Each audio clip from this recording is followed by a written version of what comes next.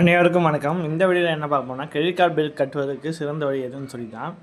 Credit card bill செலுத்துவதற்கு பல வழிகள் உள்ளன. நீங்கள் கேட்டது போல ஒவ்வொன்றிலும் சில நன்மைகள், சில கவனிக்க வேண்டிய விஷயங்கள் எல்லாம் இருக்குது. வங்கியோட அதிகாரப்பூர்வ மொபைல் ஆப் அல்லது நெட் பேங்கிங் மூலமாக செலுத்துவதனால என்னென்ன நன்மைகள் இருக்குன்னு சொல்லி பார்க்கலாம்.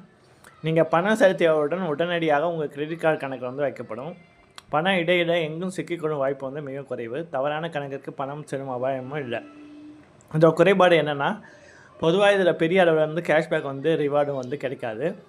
அது ரெண்டாவது என்னென்னா, கிரெட்டு போன்ற மூன்றாம் தரப்பு செயல் மூலமாக கட்டுறது. கிரெட்டு, செக்கு, மொபிவிக் போன்ற செயல்கள் அதிக மக்களால் பயன்படுத்தப்படுகின்றன. இதனால் நன்மைகள் என்னென்னா, ஒவ்வொரு முறை பில் கட்டும்போது ரிவார்ட் பாயிண்ட் இல்லாட்டி காயின்ஸு ஒரு குறிப்பிட்ட அளவு கேஷ்பேக் கிடைக்க வாய்ப்பு உள்ளது. அனைத்து கார்டும் ஒரே இடத்துல நிர்வகிக்கலாம். உங்களோட பல வங்கிகள் கிரெடிட் கார்டு இருந்தாலும் அவை அனைத்தும் ஒரே ஒரு ஆப் மூலம் கண்காணிக்கவும் பில் செலுத்தவும் வசதியாக இருக்கும். உங்கள் பில்லை ஏதோன்னு மறைமுக கட்டணம் இருந்தால் அதை சுட்டி காட்டும் வசதிகள் இந்த செயலில் இருக்குது.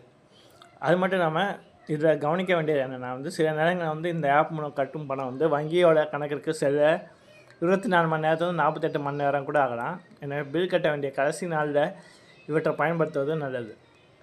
உங்கள் மின்னஞ்சலை ஸ்கேன் செய்து பில் விவரங்களை எடுப்பதனால உங்கள் நிதி தொடர்பான தரவுகள் அந்த நிறுவனத்துடன் பகிரப்படும்.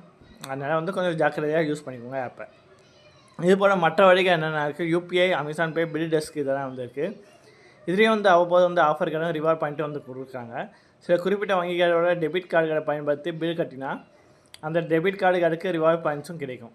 எது சிறந்த வழின்னு பார்த்தா பாதுகாப்பு முக்கியம் என்றால் உங்கள் வங்கியின் நேரடி மொபைல் ஆப் அல்லது நெட் பேங்கிங் மூலமாக செலுத்தலாம்.